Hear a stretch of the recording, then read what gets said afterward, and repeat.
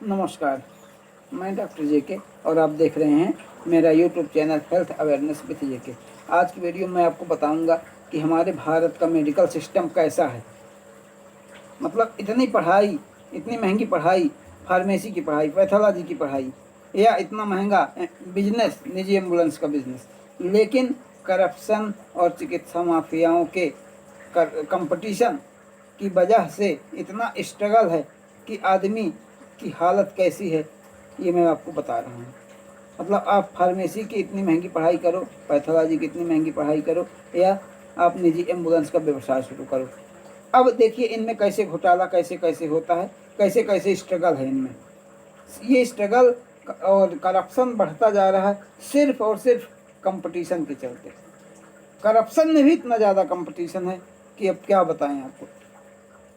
Pharmacy से शुरू करते हैं। फार्मेसी की पढ़ाई बंदे ने की, यदि वो फील्ड वर्क करेगा तो फील्ड वर्क में कंपनी की दलाली, कंपनी का एडवर्टाइजमेंट करो, डॉक्टर के पास जाओ, डॉक्टर तभी मिलेगा उससे जब उससे कमीशन की सीधी बात करोगे कि इतने की मेडिसिन में आपको इतना मिलेगा, नहीं तो वो तो सीधे मुंह बात ही नहीं करेगा, आपको लिफ्ट ही नहीं देगा। आप आते जाते रहो, घर आप ही का है, लेकिन वो लिफ्ट नहीं देने वाला है। यदि आप फील्ड वर्क ना करके मेडिकल स्टोर डालना चाहते हो, तो यदि आपको मेडिकल स्टोर डालना है और आप चाहते हो कि आपका मेडिकल स्टोर चले, तो आपको डॉक्टर से मिलना ही पड़ेगा। आप दवाइयाँ रख के बैठ जाओगे, आप दवाइयाँ रख के बाज़ार में मेडिकल स्टोर खोल के बैठ जाओगे, लेकिन आपके पास ग्राहक यानी पेशेंट तभी आएगा दवाई लेने, मेडिसिन लेने, जब आप डॉक्टर से मिलोगे। डॉक्टर से मिल के क्लियर आप बोलोगे कि साहब इस दवाई में हम आपको इतने परसेंट देंगे, इस दवाई में आपको इतने परसेंट देंगे, तब डॉक्टर आपके पास रखी हुई मेडिसिन जो है उनको अपने प्रिस्क्रिप्शन में जगह देगा। अदरवाइज आप बैठे रहो मेडिसिन ताके हुए, डॉक्टर अपने प्रिस्क्रिप्शन में आपके मेडिकल स्टोर में रखी हुई दवाइयाँ गलती से भी नहीं लिखेगा। वो वही दवाइयाँ लिखेगा जो आपके मेडिकल स्टोर में ना मिले, या तो वो खुद का मेडिकल स्टोर डलवा देगा, या दूसरा मेडिकल स्टोर वाला उनसे मिलके जो वो दवाइयाँ कहेंगे वो दवाइयाँ अवेलेबल कराए रखेगा। तो ये तो है मतलब कंपटीशन, करप्शन का कंपटीशन। जो मेडिकल स्टोर वाला डॉक्टर की आवभगत करता रहेगा, उसको बराबर जितना वो कहेगा उतने परसेंट कमीशन देता रहेगा, तब तो वो अपने प्रिस्क्रिप्शन में उन दवाइयों को जगह देगा। नहीं, आप मेडिकल में दवाई रखे सजाए बैठे रहो, डॉक्टर दवाई नहीं लिखेगा। अब जब डॉक्टर दवाई नहीं लिखेगा तो आपकी दवाइयाँ लेगा कौन? कौन लेगा? आप सिर्फ कितना बेच पाओगे? 10-5 रुपए की दवाइयाँ बेच पाओगे। अब यदि आप सब दवाइयाँ रखते भी हो, ठीक है, लेकिन पूरी रेंज आप नहीं मेंटेन कर पाओगे। वही कंटेंट के डॉक्टर दूसरा ब्रांड लिख देगा, आप क्या करोगे? आपकी दवाइयाँ रखे रखे खराब हो जाएंगी। तो मेडिकल स्टोर में मतलब इतनी महंगी पढ़ाई करो, इतना टाइम घर से बाहर रहो, अपने माँ बाप से अलग रहो, फिर आके जब आप मेडिकल स्टोर खोलो, इन सब के बाद भी आप डॉक्टर से मिलो जाके कि साहब मैंने मेडिकल स्टोर डाल लिया है, आप हमारे मेडिकल स्टोर की तरफ कृपा करिए, आपका जो कुछ बनेगा मैं आपको उपलब्ध कराऊंगा। ये हाल है।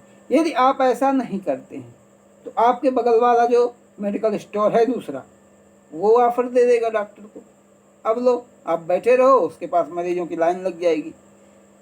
लेकिन ये काम मरीजों को यदि छूट आप दे दो, डिस्काउंट दे दो, तो डॉक्टर का भी नाम होगा और मेडिकल स्टोर का भी नाम होगा। लेकिन मेडिकल स्टोर वाले कैसे छूट दें? वो तो कुछ देना भी चाहेंगे, तो डॉक्टर साहब को क्या मिलेगा फिर? ये हाल है अपने भारत में मेडिकल सिस्टम का। इसी प्रकार आपने अच्छा खासा पढ़ाई किया पैथोलॉजी का, पैसा इन्वेस्ट किया, आपने पैथोलॉजी लैब खोल दिया। अब लैब खोलने के बाद आपके पास जांच कराने कौन आएगा? कोई नहीं आएगा। उसका कारण है कि डॉक्टर साहब जब आपके पास भेजेंगे ही नहीं तो कैसे आएगा? इसमें भी आपको डॉक्टर साहब से मिलना पड़ेगा कि डॉक्टर साहब दया दृष्टि बनाइए, दया दृष्टि बनाइए हमारे पैथोलॉजी की तरफ, हम आपको इतने परसेंट देंगे, इस जांच में इतना परसेंट देंगे, इस जांच में इतना परसेंट देंगे। लो, यदि आप नहीं कहोगे तो दूसरा पैथोलॉजी वाला जाके डॉक्टर से मिल लेगा। तो यहाँ भी करप्शन का कंपटीशन हुआ और स्ट्रगल भी हुआ दोनों में। जो ऐसा नहीं करेगा वो सक्सेस नहीं हो पाएगा। डॉक्टर साहब तो मरीज को तो छूट देने की सोच ही नहीं सकते, क्योंकि अपना धर्म सब कोई भूल चुका है। सिर्फ पैसा। आज का मेडिकल सिस्टम जितना हो गया है कि वो व्यापार बन गया है। अपना धर्म कर्तव्य क्या है, सब कुछ साइड में, एकदम बिजनेस व्यापार बन गया है। फिर मेडिकल स्टोर हो गया, पैथोलॉजी हो गया। निजी एम्बुलेंस वाले 15-20 लाख रुपए लगा के एम्बुलेंस तैयार करवाए। ठीक, अब कंपटीशन के कारण कई एम्बुलेंस संचालक हो गए, कई एम्बुलेंस बन गई। अब एम्बुलेंस यदि हॉस्पिटल के डॉक्टर से, हॉस्पिटल के स्टाफ से संपर्क नहीं बनाया तो दूसरा एम्बुलेंस वाला संपर्क बना लेगा। आप साहब हमको केस देना, मैं आपको इतना दूंगा, 10,000 के केस में इतना दे दूंगा, 20,000 के केस में इतना दे दूंगा। अब जब वो एक एम्बुलेंस वाला तैयार हो गया तो दूसरा एम्बुलेंस वाला भी मानना पड़ेगा यदि उसको बिजनेस करना है तो। डॉक्टर, मेडिकल स्टाफ और जो दलाल फैले रहते हैं, ये है मेडिकल सिस्टम अपने भारत का, ऐसा हाल है। तो अब जब मेडिकल स्टोर, पैथोलॉजी और एम्बुलेंस संचालक जब कमीशन दे रहे हैं तो मेडिकल स्टोर वाला भी सोचेगा कि ऐसी दवाइयाँ दूँ जिसमें हमको फ़ायदा हो और डॉक्टर साहब को फ़ायदा हो, मरीज को फ़ायदा हो या ना हो। पैथोलॉजी वाला भी ऐसी जांच करेगा, ऐसा रिजल्ट बनाएगा कि जिसमें खुद को फ़ायदा हो, डॉक्टर को फ़ायदा हो। एम्बुलेंस संचालक की बात आई, एम्बुलेंस वाला जब कमीशन देगा तो फिर वो भी सोचेगा कि ऐसे हॉस्पिटल ले जाएं जहां हमको कमीशन मिले, क्योंकि इधर वो दे रहा है तो ऐसे हॉस्पिटल सोचेगा कि जहाँ पे जितना दिया उसका डबल मिले। ये है अपने भारत का मेडिकल सिस्टम। अब जो ये बड़े बड़े चिकित्सा माफिया महानगरों में 5 स्टार होटल से भी अधिक सुविधा देने वाले हॉस्पिटल बना के रखे हैं, वो हॉस्पिटल में पूरा नर्सिंग स्टाफ, आरएमओ, पूरा मेडिकल स्टाफ रखे हुए हैं, रिसेप्शन में रखे हुए हैं, मैनेजमेंट में रखे हुए हैं। फिर एक सबसे बड़ी इनकी कड़ी आती है पीआरओ, जिसका नाम दिए, ये पीआरओ रखे हैं। पीआरओ को वो क्या बोलते हैं? Personal relationship officer.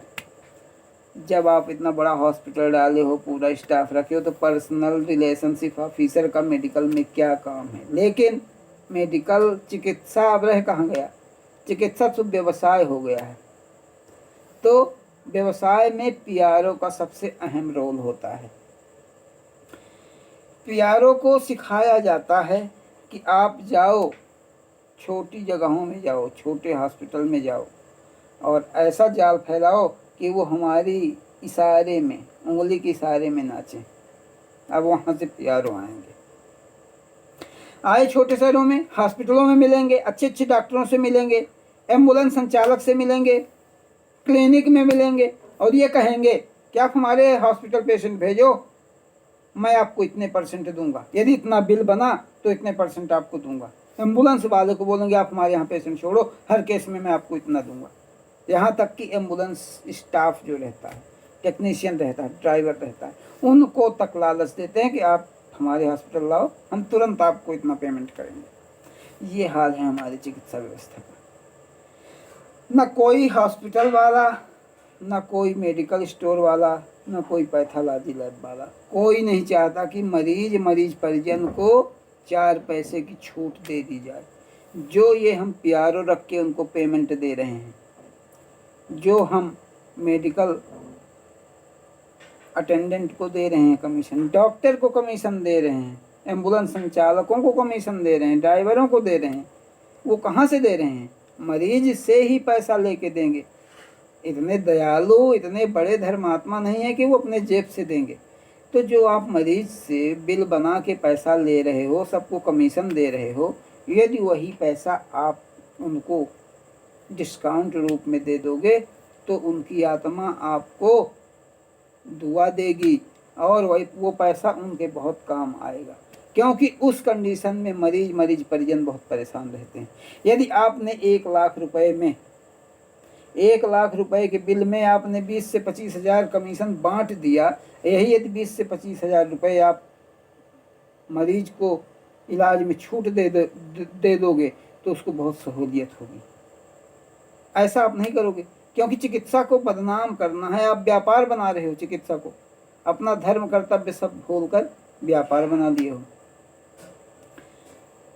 और यदि आप ऐसा करते हो, कमीशन बाजी बंद करके आप मरीज को छूट देते हो, तो वो मरीज आपके हॉस्पिटल में जितने पीआरओ आपको मरीज नहीं दे रहे हैं, आप विश्वास मानो कि एक मरीज आपको 10-10 मरीज भेजेगा कि आप फले हॉस्पिटल में जाओ, फला डॉक्टर साहब बहुत अच्छे हैं, उन्होंने हमको इतना डिस्काउंट दिया था, इतना बिल बना था।